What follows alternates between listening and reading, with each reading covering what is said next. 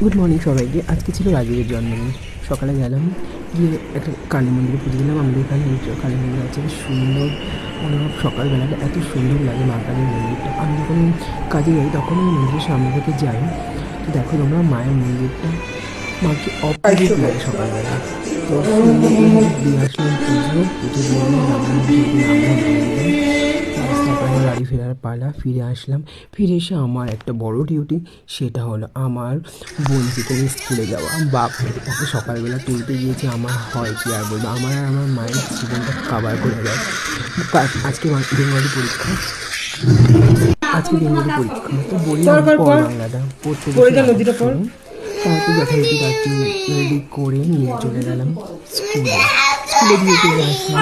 এসে আজকে মা একটু বিজি, ঘরে পুজো পাজা দেবে। তো আমি রান্না করেছিলাম কই মাছ আর কলা আর কুমড়ো ভাজলাম। কলা ভাজাটা আমার ভীষণ পছন্দ। তো নিয়ে নিলাম কলা আর কুমড়ো ভাজছি একদিকে, আর একদিকে তোমার মাছটা ভেজে নিয়েছি। তারপর চাল কুমড়ো আলু আর শোল মাছের মাথা দিয়ে একটা রান্না করলাম। ও চাল কুমড়োটা একটা টাইপের। তারপরে নিয়ে নিলাম কচুর গাঠি, এটা কই মাছ দিয়ে করে নিলাম। করে তারপরে রেডি রান্না বান্না সমস্ত কিছু শেষ করলাম। কই মাছ দিয়ে ভালো রকমভাবে করে নিলাম। আমি করি মোটামুটি টুকটাক যেটুকু রান্নাবান্না হয়।